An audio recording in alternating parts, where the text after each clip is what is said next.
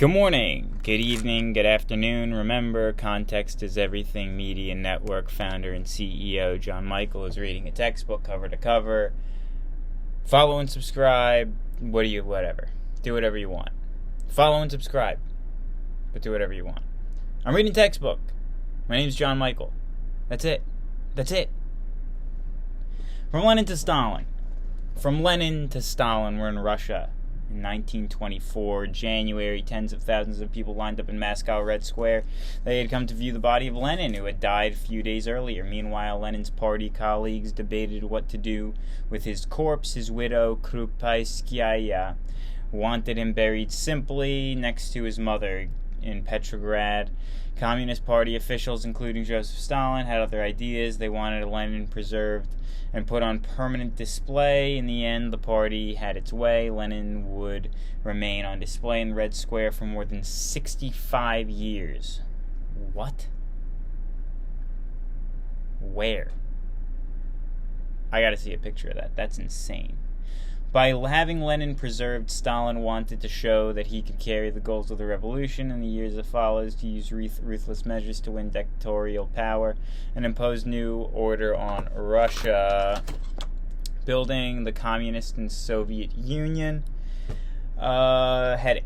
Lenin's first years as a leader in Russia had been occupied in putting down the Civil War. Once communist victories, personal war were secured, he turned an enormous problem into rebuilding a state and had an economy that had been shattered by World War I, two revolutions in the year of Civil War. Government. 1922, communists produced constitution that seemed both democratic and socialist. It set up an elected legislature, later called the Supreme Soviet, and gave all citizens over 18 the right to vote. All political power, resources, and means of production, which would belong to workers and peasants. The new government united much of the old Russian Empire in the Union of Soviet Socialist Republics, USSR, or the Soviet Union. The Soviet Union is a multinational state made of European, Asian peoples. In theory, all members of republics shared certain equal rights. Lenin's NEP. In the economic front, Lenin retreated from his policy of war communism, which had brought an economy near collapse. Under party control, factory and mine output had fallen. Peasants stopped producing grain, knowing it would only be seized by the government. In 1921, Lenin adopted New Economic Policy, or NEP. It allowed some capitalist ventures, although the state kept control of the banks, foreign trade, and large industries. Some small businesses were allowed to reopen for private profit. The government also stopped squeezing peasants for grain. Under the NEP, peasants would held on to small plots of land and freely sold their surplus crops. Lenin's compromise with capitalism helped Soviet economy recover and ended armed resistance to the new government. By 1928, food and industrial production climbed back to pre-war levels. The standard of living from communism. Standard of living improved too, but Lenin always saw the NEP as just a temporary retreat from communism. His successor would soon put the Soviet Union back on the road to pure communism. Joseph Stalin, 1879 to 1953. Lenin's sudden death in 1924 set off a power struggle among communist leaders. The chief contenders were Trotsky and Joseph Stalin. Trotsky was a brilliant Marxist thinker, a skillful speaker, and an architect of a Bolshevik revolution. Stalin, by contrast, was neither scholar nor orator. He was, however, a shrewd political operator and behind-the-scenes organizer. Stalin was born Joseph Djugasvili, Djugashvili, to a poor family in Georgia, a region in Caucasus Mountains. As a boy, he studied from the priesthood, but in his growing interest in the revolution brought him under the seminary's harsh discipline. Once he was confined to a punishment cell for reading a novel about the French Revolution. By 1900, Djugasvili which is Stalin, had joined the Bolshevik underground and had taken the name Stalin, meaning man of steel. He organized robberies to get money for the party and spent time in prison and Siberian exile. He paid for a far less important role in the revolution and the Civil War than Trotsky. But in the 1920s, he became general secretary of the party. He used his position to build loyal group of communist officials who owed their jobs to him. As early as 1922, Lenin had expressed grave doubts about Stalin's ambitious nature. Comrade Stalin has concentrated an enormous power in his hands, and I am not sure that he always knows how to use that power with sufficient caution. To Lenin, Stalin was too rude. Lenin urged the party to choose a successor, more tolerant, more loyal, more polite, and more considerate of comrades. At Lenin's death, Trotsky and Stalin jockeyed for position. They differed in most issues, including the future of communism. Trotsky, a firm Marxist, urged support for a worldwide revolution against capitalism. Stalin took a more cautious view. Efforts to foster Marxist revolution in Europe and World War I had failed. Instead, he wanted to concentrate on building a socialism home first. With political cunning, Stalin put his own supporters into top jobs and isolated Trotsky within the party, stripped of party membership. Trotsky fled the country in 1929.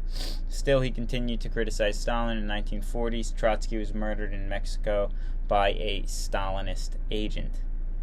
Stalin's 5-year plans. New heading. Stalin's 5-year plans.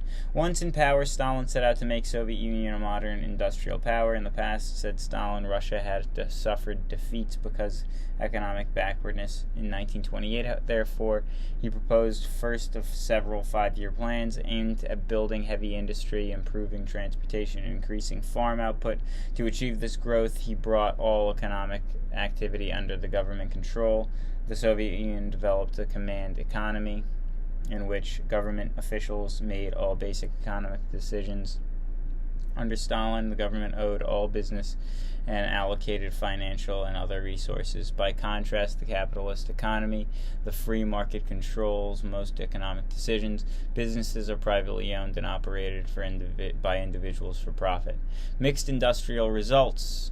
Stalin's 5-year plan set high production goals, especially for heavy industries and transportation. The government pushed workers and managers to meet these goals by giving bonuses to those who succeeded and by punishing those who did not. Between 1928 and 1939, large factories, hydroelectric power stations, and huge industrial complexes rose across the Soviet Union. Oil, coal, and steel production grew, mining expanded, and new railroads were built. Despite the impressive progress of some areas, Soviet workers had little to show for their sacrifices. Some former peasants did improve their lives, become skilled factory workers or managers. Overall, though, standard of living remained poor. Wages were low and consumer goods were scarce. Also, central planning was often inefficient, causing shortages of several areas and surpluses in others. Many managers concerned only with meeting production quotas turned out large quantities of low-quality goods during their and after Stalin era. The Soviet Union continued to do well in heavy industry, such as production of farm machinery. However, its planning economy failed to match that of the capitalist world in making consumer goods such as clothing, cars, and refrigerators. Revolution against agriculture. Stalin also brought agriculture under government control. Under the NEP, peasants had held on to some plots of land, but Stalin saw the system as being inefficient and a threat to state power. He forced peasants to give up private plots and live on either state-owned farms or collectives. Large farms owned and operated by peasants as a group. Peasants were permitted to keep their houses and personal. This is too long. Personal belongings, but all farm animals implements were to be turned over to the collective. The state set up all prices and controlled access to farm supplies. On collectives, the government planned to provide tractors, fertilizers, and better seed, and to teach peasants modern farm methods. The government needed increased grain output to feed workers on the sites. Surplus grain would also be sold abroad to earn money to invest in industry, a ruthless policy. Peasants resisted collectivization by killing farm animals, destroying tools, and burning crops. The government responded with brutal force. An army officer described his horror at the orders he received. "I'm old Bolshevik. I work in the underground against the Tsar, and I fought in the Civil War. Did I do all that in order that I should now surrender villages with machine guns and order my men to fire indiscriminately into crowds of peasants? Oh no, oh no." Quoted in Stalin, a political biography, Stalin sought to destroy the kulaks, or wealthy peasants. The government confiscated kulaks' land and sent them to labor camps. Thousands were killed and died from overwork. Collectivization took horrendous toll. Angry peasants often grew just enough to feed themselves. In response to the government seized all grain, leaving the peasants to starve. This ruthless policy, combined with poor harvests, led to terrible famine. Between 5 and 8 million people died in the Ukraine alone. Although collectivization increased Stalin's control, it did not improve farm output. During the 1930s, grain production inched upward, but meat and vegetables and fruits remained in short supply. Feeding the population would remain a major problem in the Soviet Union. The Great Purge. New heading. Like and subscribe, yada yada yada. The Great Purge, even though Stalin's power was absolute, he harbored obsessive fears and rival parties. Leaders were plotted against him. In 1934, he launched the Great Purge. In his reign of terror, Stalin and his secret police cracked down especially on old Bolsheviks or party activists. From the early days, his net soon widened to target army heroes, industrial managers, writers, and ordinary citizens.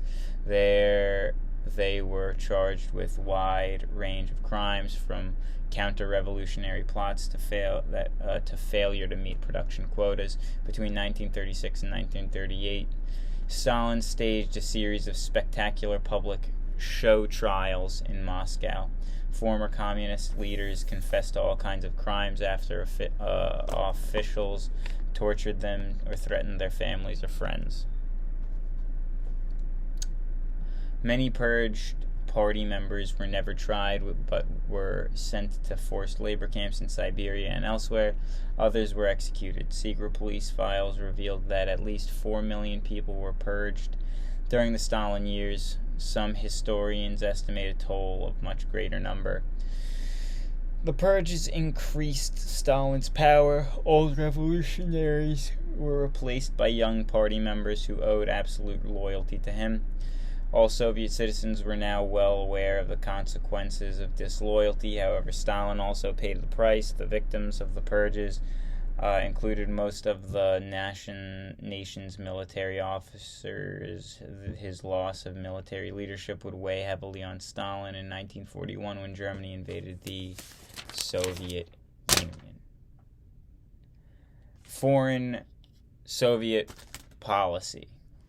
Soviet foreign policy. Between 1917 and 1939, the Soviet Union pursued two very different goals in foreign policy. As communists, both Lenin and Stalin wanted to bring about worldwide revolution that Marx had predicted, but as Russians, they wanted to guarantee their nation's security by winning the support of other countries. The result of pursuing these two different goals was contradictory and generally unsuccessful foreign policy. Lenin formed the Communist International, or Comintern, Comintern, in It aided revolutionary groups around the world and urged colonial people to rise up against imperial powers. Yet the Soviet Union also sought to join the League of Nations to improve relations with the Western governments. The Comintern's propaganda against the capitalism made Western powers highly suspicious of the Soviet Union. In the United States, fear of Bolshevik plots led this Red Scare in the early 1920s. Britain broke off relations with the Soviet Union when evidence revealed Soviet schemes to turn a 1926 strike into a revolution. Even so, the Soviet Union slowly won recognition from Western powers and increased trade with capitalist countries. It also joined the League of Nations. However, mistrust still poisoned relations, especially after the Great Purge. 3 revolutions compared, and this is the end of our time today. Thank you. 3 revolutions compared. Historians often compare the Russian, French, and American revolutions. The American Revolution was, in many ways, the least radical of the 3. American leaders did not order mass executions or seize property. French revolutionaries executed thousands of nationalized the lands of the church and the aristocracy. In Russia, Stalin seized even the lands of the peasant masses. His policies caused millions of deaths. All 3 revolutions had a worldwide impact. The Declaration of Independence and the United States Constitution had served the model for democratic governments. The French Revolution inspired revolts across Europe. As you will see, the Soviet Union supported revolts in many lands and became model for communist governments. Yet today, Russia and most of its allies abandoned the goals of Lenin and Stalin. Democratic nations worldwide continue to build principles preaching during the American and French revolutions. You know what? I don't even like you guys.